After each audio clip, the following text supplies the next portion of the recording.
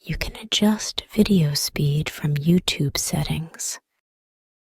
Let's listen to this wonderful story in a small part of the city west of Washington Square.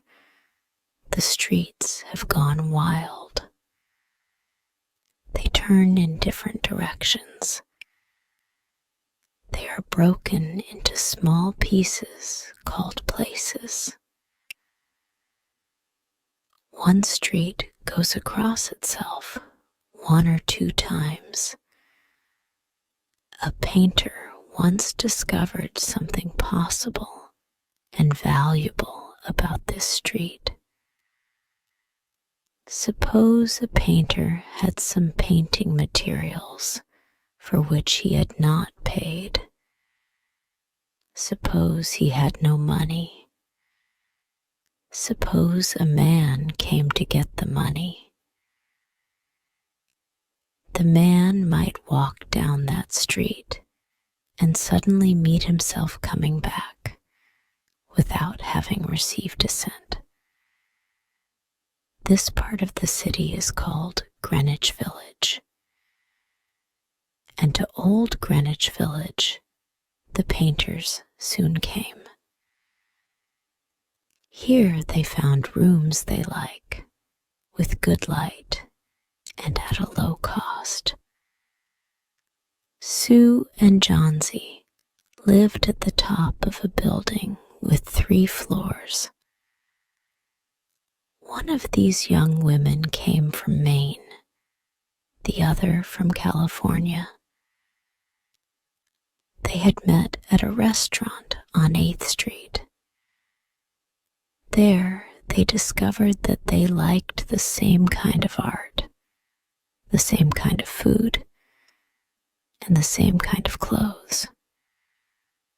So they decided to live and work together. That was in the spring. Toward winter, a cold stranger entered Greenwich Village. No one could see him. He walked around touching one person here and another there with his icy fingers. He was a bad sickness. Doctors called him pneumonia. On the east side of the city, he hurried, touching many people.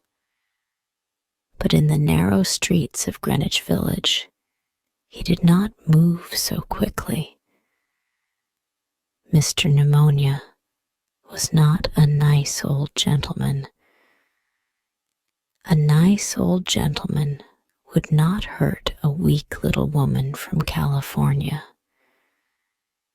But Mr. Pneumonia touched Johnsy with his cold fingers.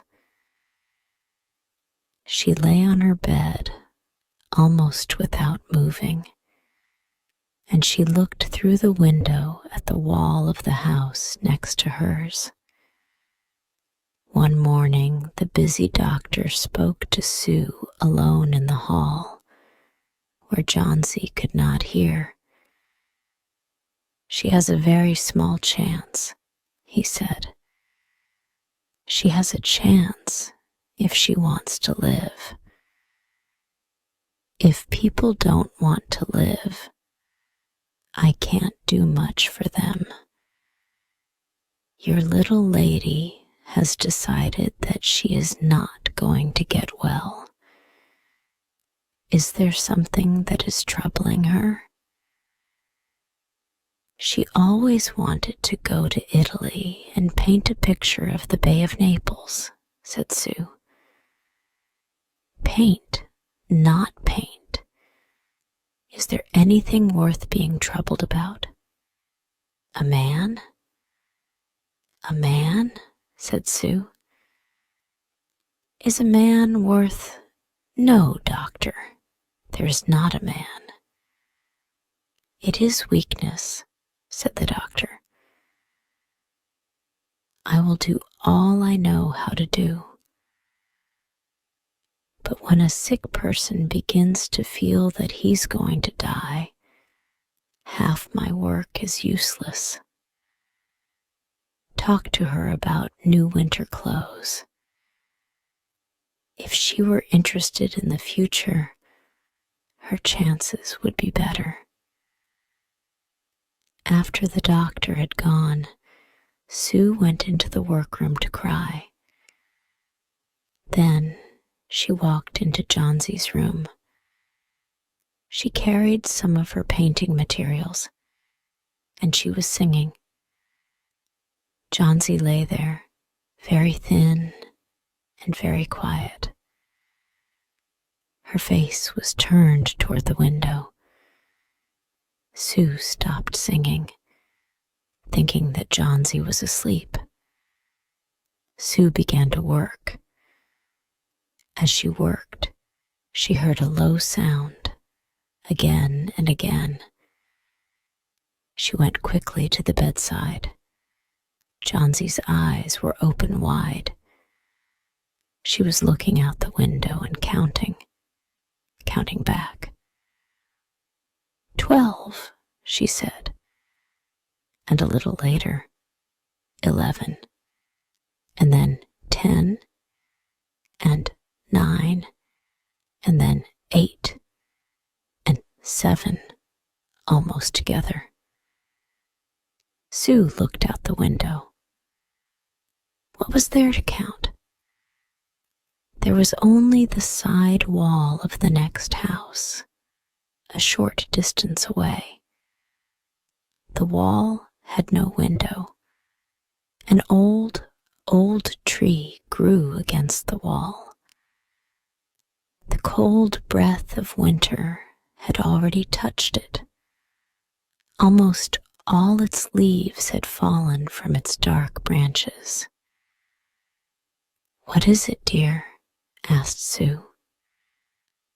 6, said Johnsy, in a voice still lower. "They're falling faster now. 3 days ago there were almost 100. It hurt my head to count them. But now it's easy. There goes another one.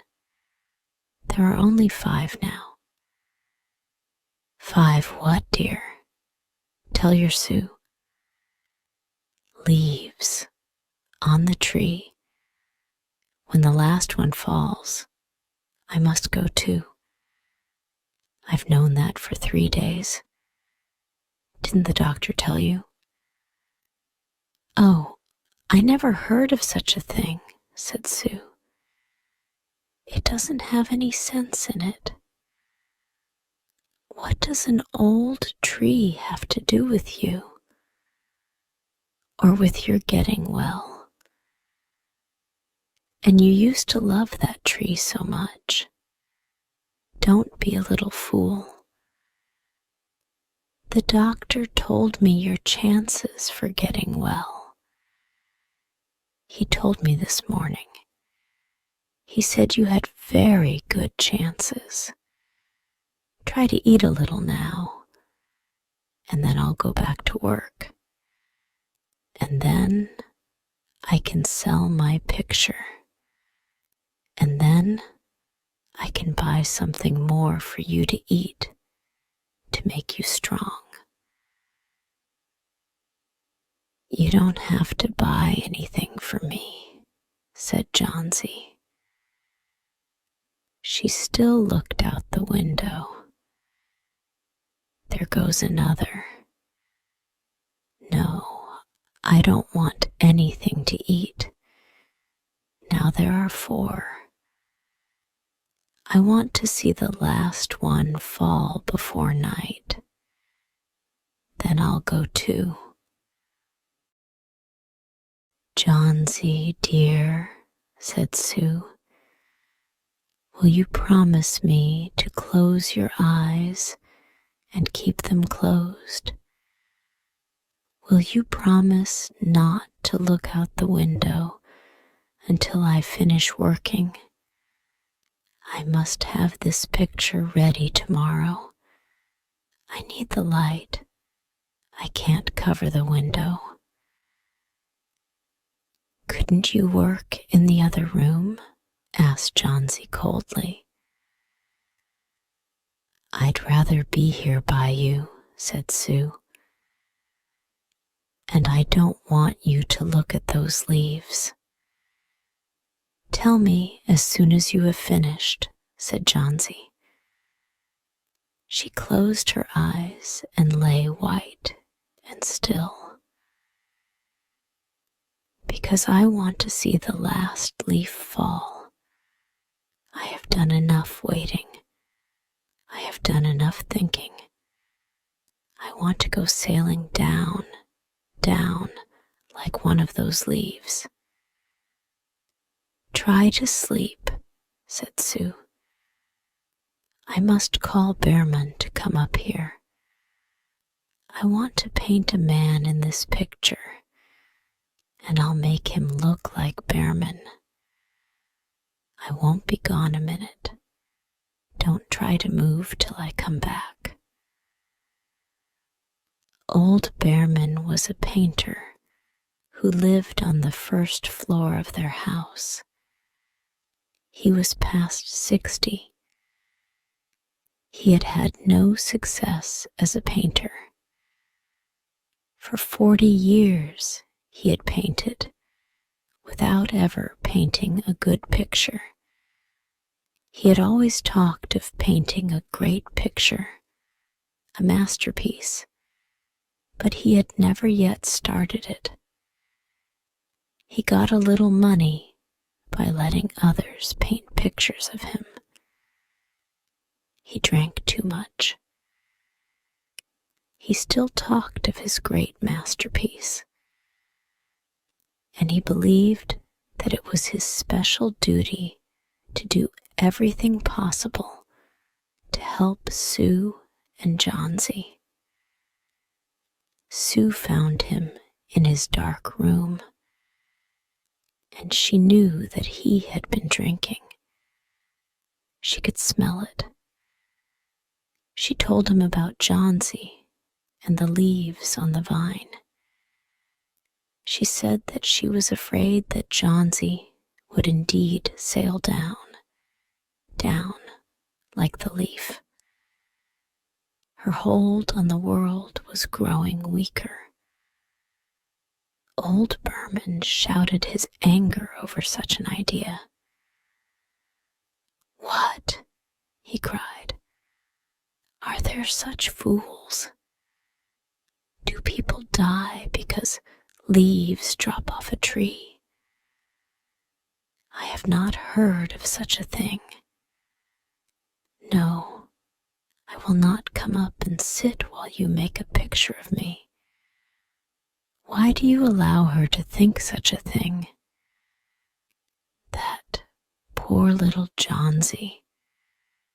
She is very sick and weak, said Sue. The sickness has put these strange ideas into her mind. Mr. Behrman, if you won't come, you won't. But I don't think you're very nice. This is like a woman, shouted Behrman. Who said I will not come? Go. I come with you. For half an hour I have been trying to say that I will come. God, this is not any place for someone so good as Johnsy to lie sick. Some day I shall paint my masterpiece, and we shall all go away from here. God, yes. Johnsy was sleeping when they went up. Sue covered the window and took Behrman into the other room. There, they looked out the window fearfully at the tree. Then they looked at each other for a moment without speaking. A cold rain was falling, with a little snow in it too. Behrman sat down, and Sue began to paint. she worked through most of the night. In the morning, after an hour's sleep, she went to Johnsie's bedside. Johnsie, with wide open eyes, was looking toward the window. "I want to see," she told Sue. Sue took the cover from the window. But after the beating rain and the wild wind that had not stopped through the whole night, there still was one leaf to be seen against the wall. It was the last on the tree. It was still dark green near the branch, but at the edges it was turning yellow with age. There it was hanging from a branch nearly 20 feet above the ground. "It is the last one," said Johnsie. "I thought it would surely fall during the night. I heard the wind. It will fall today, and I shall die at the same time." "Dear, dear Johnsie," said Sue, "think of me if you won't think of yourself. What would I do?" But Johnsie did not answer. The most lonely thing in the world is a soul when it is preparing to go on its far journey. The ties that held her to friendship and to earth were breaking, one by one. The day slowly passed. As it grew dark, they could still see the leaf hanging from its branch against the wall. And then, as the night came, the north wind began again to blow. The rain still beat against the windows. When it was light enough the next morning, Johnsie again commanded that she be allowed to see. The leaf was still there. Johnsie lay for a long time looking at it. And then she called to Sue, who was cooking something for her to eat. "I've been a bad girl, Sue," said Johnsie. "Something has made that last leaf stay there to show me how bad I was. It is wrong to want to die. I'll try to eat now. But first, bring me a looking glass so that I can see myself. And then I'll sit up and watch you cook." An hour later, she said, "Sue, someday I hope to paint the Bay of Naples." The doctor came in the afternoon. Sue followed him into the hall outside Johnsie's room to talk to him. "The chances are good," said the doctor. He took Sue's thin, shaking hand in his. "Give her good care, and she'll get well. And now I must see another sick person in this house. His name is Berman, a painter, I believe.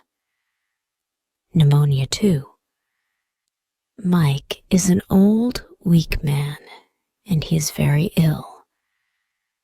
There is no hope for him, but we take him to the hospital today. We'll make it as easy for him as we can." The next day, the doctor said to Sue, "She's safe. You have done it. Food and care now, that's all." And that afternoon, Sue came to the bed where Johnsie lay. She put one arm around her. "I have something to tell you," she said. Mr. Behrman died of pneumonia today in the hospital. He was ill only 2 days. Someone found him on the morning of the first day, in his room. He was helpless with pain. His shoes and his clothes were wet and as cold as ice. Everyone wondered where he had been. The night had been so cold and wild. And then they found some things. There was a light that he had taken outside, and there were his materials for painting. There was paint, green paint, and yellow paint. And look out the window, dear, at the last leaf on the wall. Didn't you wonder why it never moved when the wind was blowing? Oh, my dear, it is Behrman's great masterpiece. He painted it there the night that the last leaf fell. Dear listeners, if you want to learn English with engaging stories, subscribe to our channel, Storywave. Copying or re-uploading is forbidden.